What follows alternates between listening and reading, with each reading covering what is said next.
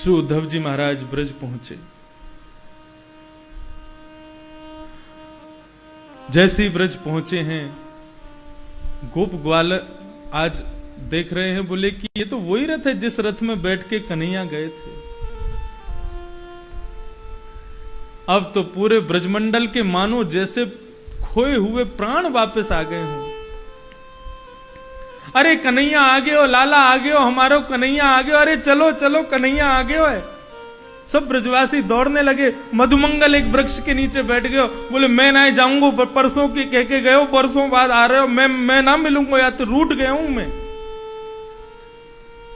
बाकी सब सखा बोले तू रूठ रहे, हम तो जा रहे हैं, लाला को जाके गोदी में उठाएंगे, बाकी संग खेलेंगे नाचेंगे, बाकी पद्दी पे बैठा के भीतर लाएंगे। सब ग्वाल वालों को दौड़ता देख मधुमंगल सोचने लगा कहीं मुझसे पहले जाके ये कन्हैया को हृदय से नहीं लगा ले। अरे भैया रूठ बाद में लूंगा, कन्हैया इतने वर्षों बाद आयो है, जाको वाके अपने हृदय से तो लगा लो। चारों तरफ से रथ को घेर लिया सब ब्रजवासियों ने, और टकटकी लगा करके देख रहे हैं अब हमारो कन्हैया उतरेगो या में ते।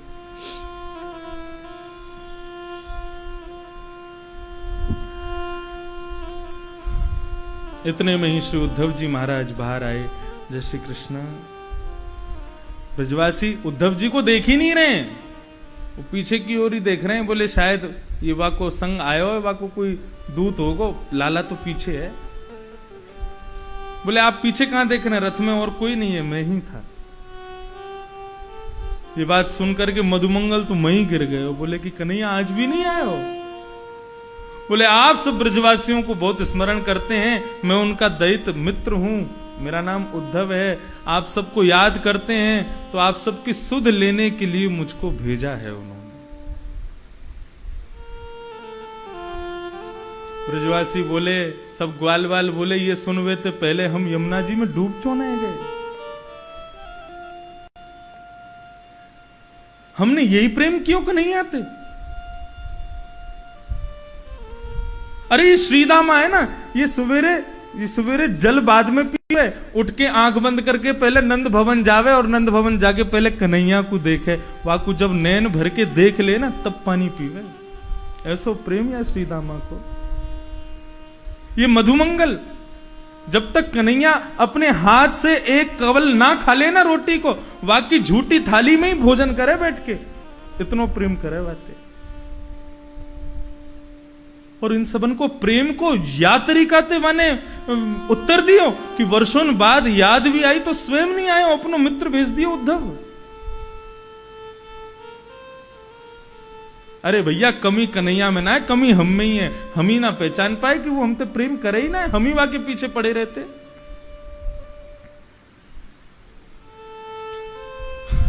उद्धव जी बोले मेरे पास समय कम है, मैं नंद भवन जाना चाहता हूं।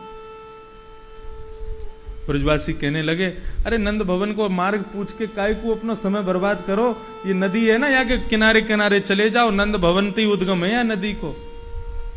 बोले नदी का उद्गम नंद भवन से।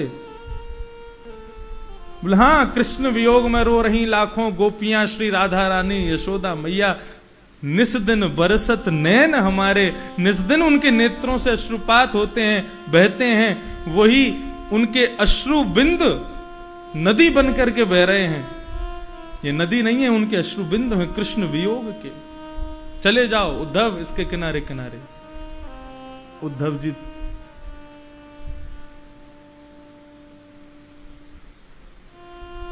प्रेम की पराकाष्ठा में पहला चरण रखा उद्धव ने।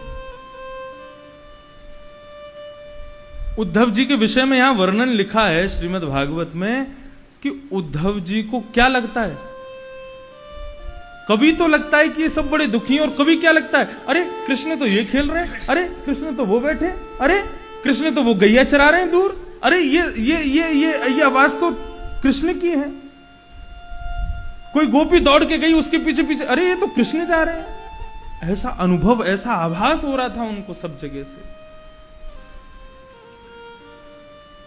और जाते ही श्री उद्धव जी महाराज सबसे पहले मिले हैं नंद बाबा से। नंद बाबा से जाकर के श्री उद्धव जी मिले। नंद बाबा कह रहे हैं, अप्याययास्यति गोविंदः स्वजनान् सकृदीक्षितुम् तर्हि द्रक्ष्याम तद्वक्त्रम् सुनसं सुस्मितीक्षणम्।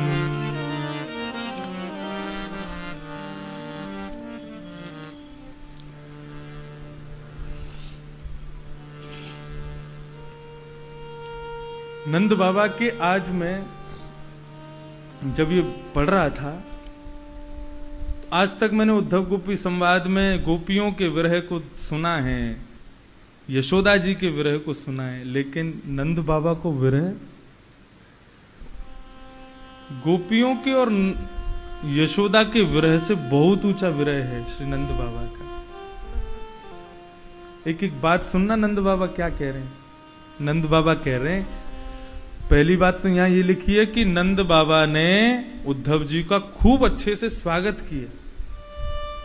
भोजितम परमानि कश्यपौ सुखम, भोजन कराया, कन्हैया के बिस्तर पर सुलाया। और इतना ही नहीं, गतश्रमम पर्यप्रच्छत पाद संवाहनादि भी, पैर दबाए हैं उद्धव जी के नंद बाबा ने। बोले भैया हमारे लाला को सखा आया हुआ है, आज यहाँ स्वागत में कोई कमी नहीं हो। पैर दबाए नंद बाबा ने। अब वो बात श्री उद्धव जी बोले अरे आप क्यों, लेकिन नंद बाबा ने पैर दबाए। और क्या कह रहे हैं,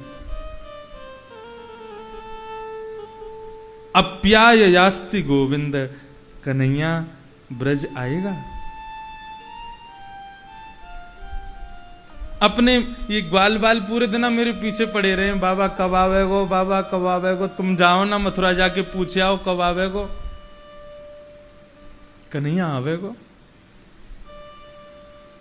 और फिर जो बात कही है ना, तरहि द्रक्ष्याम तद वक्त्रम सुनसम सुस्मितीक्षणम। वक्त्रम कहते हैं मुखमंडल को। नंद बाबा कह रहे हैं कि मैंने 11 वर्ष 56 दिन में मुझको कभी ऐसा अवसर नहीं मिला कि मैं लाला को अपने सामने बैठा के वाके मुखमंडल को निहार सकता। मैंने कभी नैन भर के लाला को देखो ना, लेकिन अब बड़ी इच्छा होवे कि यदि वो अपने स्वजनन से मिलवे आवेगो तो मैं वाको देखूंगो, वाको स्वरूप, वाको जो सुंदर मुखमंडल है वाको अपने चित्त में बिठाऊंगा।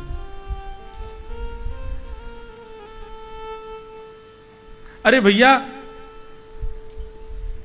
मैं तो चाहूं कि मैं वाको भूल जाऊं। अरे हमारो लाला है ही ना, है देवकी और वसुदेव को बेटा है वो, तो मैं तो चाहूं वाको भूल जाऊं, लेकिन कहा करूं। स्मरताम कृष्ण वीर्याणि लीलापांग निरीक्षितम हसितम भाषितम चांग सर्वान् शिथिला प्रिया।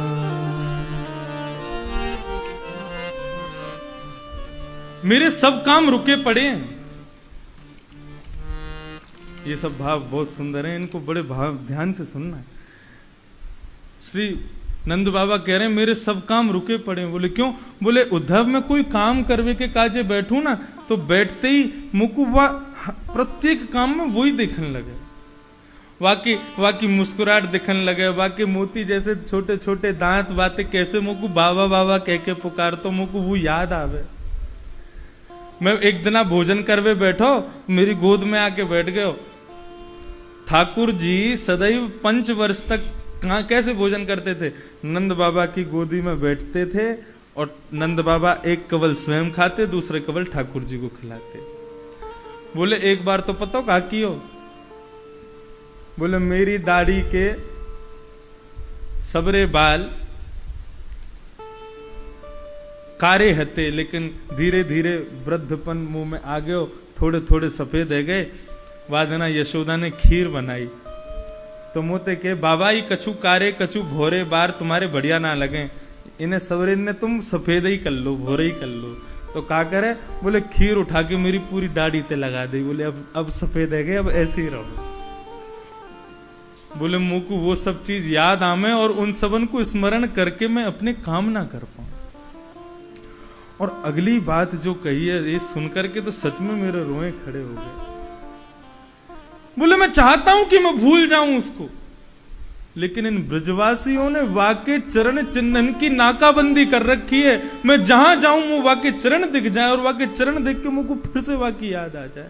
वाके छोटे छोटे छोटे छोटे चरणार बिंद पूरे ब्रज में अंकित हैं। ये मधुमंगल श्रीदामा वाके चरणन को लपेट करके सोमे कि कोई चढ़ नहीं जाए उन पे।